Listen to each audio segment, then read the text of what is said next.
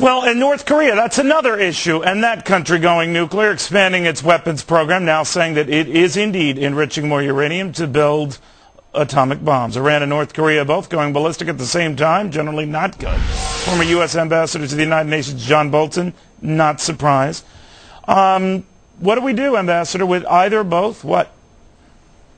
Well, I think with respect to North Korea, they've now made it very clear that they're determined to have nuclear weapons one way or another, that the six-party talks are dead, that President Obama's outstretched hand is not going to be reciprocated. So I think there it's time for the U.S. to torque up the pressure to use the Proliferation Security Initiative, enforce the UN Security Council sanctions going back to October of 2006, cut North Korea out of international financial markets, and most important, go to China and say, you need to use your leverage either to change this regime or to end its nuclear weapons program.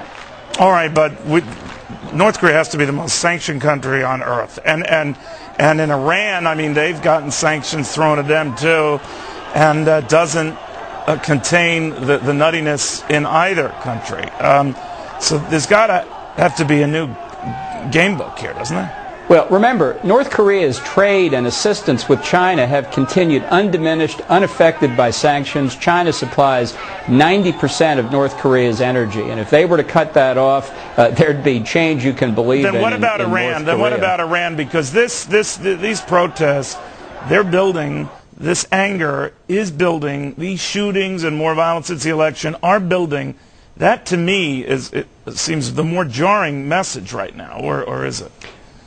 Well, I'd be delighted if popular outrage overwhelmed the Islamic Revolution of 1979 and overthrew the mullahs and got us a completely new regime. I think it's very hard at this point to predict how things will play out, most importantly as of now, because the main actor has not walked onto the stage. The Islamic Revolutionary Guards Corps issued an unmistakable warning a few days before the election to the followers of candidate Mousavi not to step out of line if their man lost.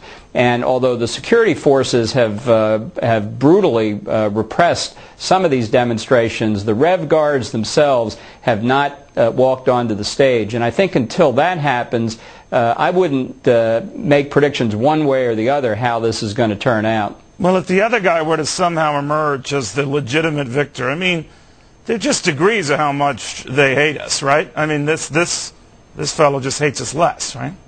Well, a few basics. Number one, the presidency of Iran is not its highest office. This is an election to a lower office. Number two, the presidency, whoever it is, doesn't control foreign and national security policy. If you look at Ahmadinejad's predecessor, Khatami, that was a time when Iran's support for international terrorism rose to its present heights and when significant progress was